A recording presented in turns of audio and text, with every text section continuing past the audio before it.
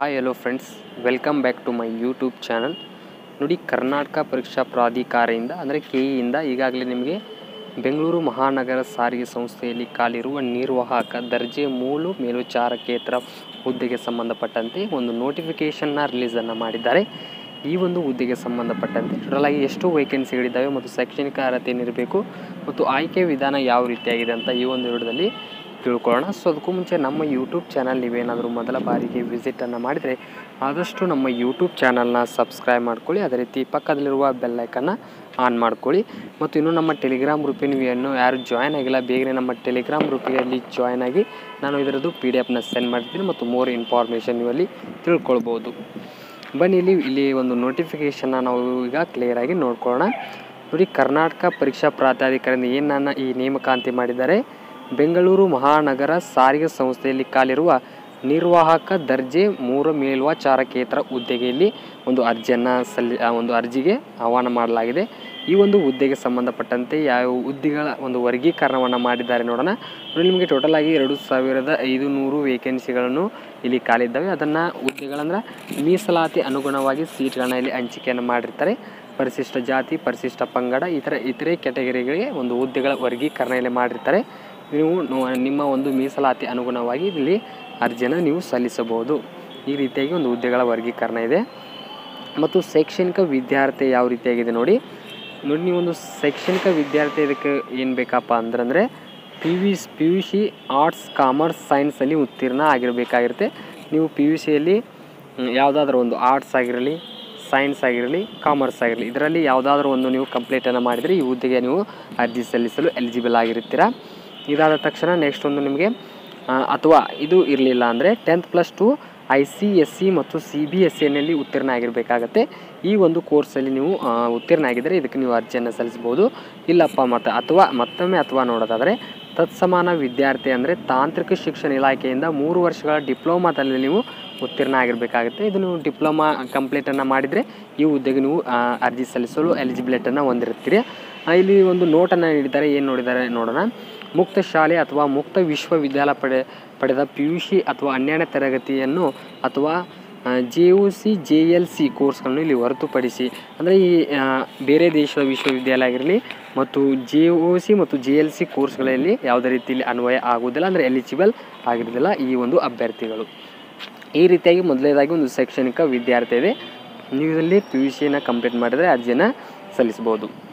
ಇದರ ಜೊತೆಗೆ ಮಾನ್ಯತೆ ಹೊಂದಿರುವ ಮೋಟಾರ್ ವಾಹನ ನಿರ್ವಾಹಕ ಪರವಾನಗಿ ಮತ್ತು ಬ್ಯಾಂಡೇಜನ್ನು ನೀವು ಹೊಂದಿರತಕ್ಕದ್ದು ಅಂತ ಇಲ್ಲಿ ಮಾಹಿತಿಯನ್ನು ಇಲ್ಲಿ ತಿಳಿಸಲಾಗಿದೆ. ಇಷ್ಟು ನೀವು ಹೊಂದಿದರೆ ನೀವು ಒಂದು ಶೈಕ್ಷಣಿಕ ಅರ್ಹತೆ ಅಂದರೆ ಈ ಒಂದು ಹುದ್ದೆಗೆ ಅರ್ಜಿಯನ್ನು ಸಲ್ಲಿಸ್ಬೋದು. ಇದಾದ ತಕ್ಷಣ ನೋಡಿ, ಇಲ್ಲಿ ದೇಹದಾಢ್ಯದ ಒಂದು ನಿಮ್ಮ ಒಂದು ಎತ್ತರವನ್ನು ಇಲ್ಲಿ ಪರಿಗಣಿಸಲಾಗುತ್ತೆ. ಪುರುಷ ಅಭ್ಯರ್ಥಿಗಳಿಗೆ 160 ಸೆಂಟಿಮೀಟರ್, ಮಹಿಳೆ ಅಭ್ಯರ್ಥಿಗಳಿಗೆ 150 ಸೆಂಟಿಮೀಟರ್ ಒಳಗಿದ್ರೆ ನಿಮ್ಮ ಒಂದು ದೇಹದಾಢ್ಯತೆಗೆ ನೀವು ಒಂದು ಎಲಿಜಿಬಲನ್ನು ಹೊಂದಿರ್ತೀರ. ಮತ್ತು ವಯೋಮಿತಿ ಯಾವ ರೀತಿಯಾಗಿದೆ ನೋಡಿ, ಸಾಮಾನ್ಯ ವರ್ಗದವರಿಗೆ 18 ವರ್ಷ ಕನಿಷ್ಠದಿಂದ ಗರಿಷ್ಠ 35 ವರ್ಷ, 2A 2B 3A 3Bದವರಿಗೆ 38 ವರ್ಷ, ಪರಿಶಿಷ್ಟ ಜಾತಿ, ಪರಿಶಿಷ್ಟ ಪಂಗಡ, ಪ್ರವರ್ಗ 1ದವರಿಗೆ 40 ವರ್ಷ ಮತ್ತು ಮಾಜಿ ಸೈನಿಕ ಇಲಾಖೆ ಅಭ್ಯರ್ಥಿಗಳಿಗೆ 45 ವರ್ಷಗಳ ಒಂದು ಏಜ್ ರಿಲ್ಯಾಕ್ಸೇಷನ್ಸ್ನ ನೀಡಿರ್ತಾರೆ. ಅಂದರೆ ಗರಿಷ್ಠ ವಯೋಮಿತಿಯನ್ನು ಇಲ್ಲಿ ನಿಮಗೆ ನೀಡಿರ್ತಾರೆ. ಇಷ್ಟು ಒಳಗೆ ನೀವು ಏಜನ್ನು ಹೊಂದಿರಬೇಕಾಗತ್ತೆ. ಮತ್ತು ಇನ್ನೊಂದು ಇಂಪಾರ್ಟೆಂಟ್ ಏನಿದೆ ನೋಡೋಣ. ತರಬೇತಿ ಅವಧಿ ಮತ್ತು ಭತ್ಯೆ ನೀಡುವ ಒಂದು ವೇತನ ಶ್ರೇಣಿ ಯಾವಿದೆ ನೋಡಿ. ಈಗಾಗಲೇ ನಿಮಗೆ ಹೇಳಿರುವಂತೆ ಹುದ್ದೆ ನಿರ್ವಾಹಕ ಆಗಿರುತ್ತೆ. ವೇತನ ಶ್ರೇಣಿ ಈ ರೀತಿಯಾಗಿರುತ್ತೆ. ನಿಮಗೆ 18,660ರಿಂದ ನಿಮಗೆ 25,300ವರೆಗೆ ಒಂದು ಈ ಸ್ಯಾಲ್ರಿಯನ್ನು ನೀಡಲಾಗುತ್ತೆ. ಇನ್ನಿತರ ಸೂಚನೆಗಳನ್ನು ನೀವು ಓದ್ಕೊಳ್ಬೋದು. ನಾನು ಟೆಲಿಗ್ರಾಮ್ ಗ್ರೂಪಿಗೆ ಈ PDF ಸೆಂಡ್ ಮಾಡಿರ್ತೀನಿ. ನಮ್ಮ ಟೆಲಿಗ್ರಾಮ್ ಗ್ರೂಪಿಗೆ ನೀವು ಯಾರು ಜಾಯ್ನ್ ಆಗಿಲ್ಲ, ಬೇಗನೆ ನಾನು ಡಿಸ್ಕ್ರಿಪ್ಷನ್ ಬಾಕ್ಸ್ಗಳಿಗೆ ಟೆಲಿಗ್ರಾಮ್ ಲಿಂಕನ್ನು ಕೊಟ್ಟಿರ್ತೀನಿ. ಅದರ ಮೇಲೆ ಕ್ಲಿಕ್ ಮಾಡ್ಕೊಂಡು ನೀವು ಟೆಲಿಗ್ರಾಮ್ ಗ್ರೂಪಿಗೆ ಇಲ್ಲಿ ಜಾಯ್ನನ್ನು ಆಗ್ಬೋದು. ನೋಡಿ, ಅರ್ಜಿ ಸಲ್ಲಿಸುವ ವಿಧಾನ ನಿಮಗೆ ಅರ್ಜಿ ಪ್ರಾರಂಭವಾದ ತಕ್ಷಣ ನೀವು ಸುಲಭವಾಗಿ ಮೊಬೈಲ್ ಮೂಲಕ ಯಾವ ರೀತಿಯಾಗಿ ಅರ್ಜಿಯನ್ನು ಸಲ್ಲಿಸಬೇಕಂತ ನಾನು ವಿಡಿಯೋನ ಅಪ್ಲೋಡನ್ನು ಮಾಡ್ತೀನಿ. ಇದಾದ ತಕ್ಷಣ ಅರ್ಜಿ ಸಲ್ಲಿಸುವ ನಿಗದಿಪಡಿಸಿರುವ ಅವಧಿ ಯಾವ ರೀತಿಯಾಗಿದೆ ನೋಡಿ. ಆನ್ಲೈನ್ ಮುಖಾಂತರ ನೀವು ಅರ್ಜಿ ಸಲ್ಲಿಸಲು ಪ್ರಾರಂಭ ದಿನಾಂಕ 10/3/2024ಕ್ಕೆ ಈ ಒಂದು ಹುದ್ದೆಗೆ ಅರ್ಜಿ ಸಲ್ಲಿಸಲು ಪ್ರಾರಂಭವಾಗುತ್ತೆ. ಮತ್ತು ಆನ್ಲೈನ್ ಮುಖಾಂತರ ಅರ್ಜಿ ಸಲ್ಲಿಸುವ ಕೊನೆಯ ದಿನಾಂಕ 10/4/2024. ನಿಮಗೆ 1 ಮಂತ್ ಇಲ್ಲಿ ಕಾಲವನ್ನು ಕೊಟ್ಟಿದ್ದಾರೆ. ಒಂದು ತಿಂಗಳಿನವರೆಗೆ ನಿಮಗೆ ಒಂದು ಈ ಅರ್ಜಿ ಸಲ್ಲಿಸಲು ಅವಕಾಶವನ್ನು ಕೊಟ್ಟಿರ್ತಾರೆ. ಮತ್ತು ಶುಲ್ಕ ಪಾವತಿ ಮಾಡಲು ಕೊನೆಯ ದಿನಾಂಕ 13/4/2024 ಒಳಗೆ ಒಂದು ಶುಲ್ಕವನ್ನು ಪಾವತಿಯನ್ನು ಮಾಡಿಕೊಳ್ಬೇಕು. ಹಾಗಾದರೆ ಶುಲ್ಕ ಪಾವತಿ ಅಂದರೆ ಅರ್ಜಿ ಶುಲ್ಕ ಯಾವ ರೀತಿಯಾಗಿದೆ ನೋಡ್ಕೊಳ್ಳೋಣ. ಸಾಮಾನ್ಯ ಅರ್ಹತೆ ಮತ್ತು ಇತರೆ ಪ್ರವರ್ಗ 2A 2B 3A 3B ಈ ಅಭ್ಯರ್ಥಿಗಳು 750 ರೂಪೀಸ್ ಶುಲ್ಕವಾಗಿ ನೀವು ಫೇಯನ್ನು ಮಾಡಬೇಕಾಗತ್ತೆ. ಮತ್ತು ಪರಿಶಿಷ್ಟ ಜಾತಿ ಪರಿಶಿಷ್ಟ ಪಂಗಡ ಪ್ರವರ್ಗ ಒಂದು ಮಾಜಿ ಸೈನಿಕ ಮತ್ತು ಅಂಗವಿಕಲ ಅಭ್ಯರ್ಥಿಗಳಿಗೆ 500 ರೂಪೀಸ್ನ ಇಲ್ಲಿ ಪೇ ಮಾಡಬೇಕಾಗತ್ತೆ. ನೀವು ಪೇ ಮಾಡಿದ ತಕ್ಷಣ ಯಾವುದೇ ರೀತಿಯಲ್ಲಿ ಶುಲ್ಕವನ್ನು ಹಿಂತಿರುಗಿಸಲಾಗುವುದಿಲ್ಲ ಅಂತ ಅವರು ಸೂಚನೆ ಮೂಲಕ ಇಲ್ಲಿ ಮಾಹಿತಿಯನ್ನು ತಿಳಿಸಲಾಗಿದೆ. ಈ ರೀತಿಯಾಗಿರುತ್ತೆ. ಮತ್ತು ಈ ಒಂದು ಹುದ್ದೆಗೆ ಆಯ್ಕೆ ವಿಧಾನ ಯಾವ ರೀತಿಯಾಗಿದೆ ನಾವು ಇಲ್ಲಿ ನೋಡ್ಕೊಳ್ಬೇಕಾಗತ್ತೆ. ಇದನ್ನು ನೋಡಿ, ಈ ಒಂದು ಹುದ್ದೆಗೆ ಅಂದರೆ ನಿರ್ವಾಹಕ ಹುದ್ದೆಗೆ ಆಯ್ಕೆ ವಿಧಾನ ಸಾಮಾನ್ಯ ಸಾಮರ್ಥ್ಯ ಪರೀಕ್ಷೆಯಲ್ಲಿ ಗಳಿಸಿದ ಅಂಕಗಳಲ್ಲಿ 75% ಅಂಕಗಳನ್ನು ಸದರಿ ಹುದ್ದೆಗಳಿಗೆ ನಿಗದಿಪಡಿಸಿರುವ ಶೈಕ್ಷಣಿಕ ವಿದ್ಯಾರ್ಥಿ ಗಳಿಸಿರುವ ಅಂಕಗಳಲ್ಲಿ 25% ಅಂದರೆ ನಿಮಗೆ ಒಂದು ಎಕ್ಸಾಮಿನೇಷನ್ ಕಂಡಕ್ಟ್ನ ಮಾಡ್ತಾರೆ. ಇಲ್ಲಿ ಆ ಒಂದು ಎಕ್ಸಾಮಿನೇಷನ್ 75%ನಲ್ಲಿ ನಿಮಗೆ ಅಂಕವನ್ನು ಪಡೆದುಕೊಳ್ತಾರೆ. ಮತ್ತು ನೀವು PUCಯಲ್ಲಿ ನೀವು ಅರ್ಜಿ ಸಲ್ಲಿಸುತ್ತಿಲ್ಲ ಆ ಒಂದು ಶೈಕ್ಷಣಿಕ ವಿದ್ಯಾರ್ಥಿಯಲ್ಲಿ 25%ಅನ್ನು ಅಲ್ಲಿ ಒಂದು ಅಂಕವನ್ನು ನೀಡ್ತಾರೆ. ಅಂದರೆ ಅಂಕವನ್ನು ಅಲ್ಲಿ ತೆಗೆದುಕೊಳ್ತಾರೆ. ಈ ಎರಡನ್ನು ಕೂಡಿಸಿ ನಿಮಗೆ 1:5 ನೋಡಿ 1:5 ಅನುಪಾತದ ಅಭ್ಯರ್ಥಿಗೆ ಮೂಲ ದಾಖಲಾತಿ ಅಥವಾ ಪರಿಶೀಲನೆಗೆ ಹಾಗೂ ದೇಹದಾಢ್ಯತ ಪರೀಕ್ಷೆಗೆ ಒಂದು ಕರೆಯಲಾಗುತ್ತೆ. ನೋಡಿ, ಈ ರೀತಿಯಾಗಿರುತ್ತೆ. ನಿಮಗೆ 75% ನಿಮಗೆ CETಯಲ್ಲಿ ಅಂದರೆ ನೀವು ಏನು ಒಂದು ಸ್ಪರ್ಧಾತ್ಮಕ ಪರೀಕ್ಷೆಯನ್ನು ಬರೀತೀರ ಅದರಲ್ಲಿ 75%ನ ಅಂಕವನ್ನು ಪರಿಗಣಿಸ್ತಾರೆ.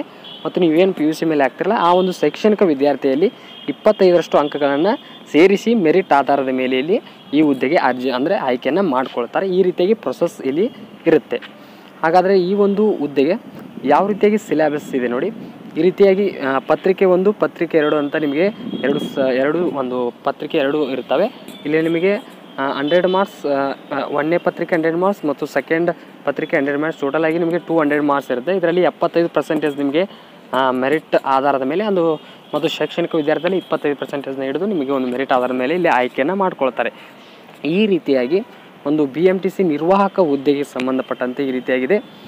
ಇದರಾಗೆ ಇನ್ನಿತರ ವಿಷಯಗಳಿದ್ದಾವೆ. ನಾನು ಟೆಲಿಗ್ರಾಮ್ ಗ್ರೂಪಿಗೆ ಬಿಟ್ಟಿರ್ತೀನಿ, ನೀವು ಇನ್ನಿತರ ವಿಷಯಗಳನ್ನು ನೋಡ್ಕೊಳ್ಬೋದು. ಇದರಲ್ಲಿ ಏನಾದರೂ ನಿಮಗೆ ಡೌಟ್ಸ್ ಇದ್ದರೆ ಕಮೆಂಟ್ ಸೆಕ್ಷನಲ್ಲಿ ಕಮೆಂಟ್ ಮಾಡ್ಬೋದು. ಆದಷ್ಟು ಈ ವಿಡಿಯೋನ ಲೈಕ್ ಮಾಡಿ ಮತ್ತು ನಿಮ್ಮ ಫ್ರೆಂಡ್ಸ್ಗಳಿಗೆ ಶೇರ್ ಮಾಡಿ ಅಂತ ಹೇಳ್ತಾ ಮುಂದಿನ ಒಂದು ವಿಡಿಯೋದಲ್ಲಿ ಸಿಗೋಣಂತೆ. ಅಲ್ಲಿವರೆಗೂ ನಮಸ್ಕಾರಗಳು.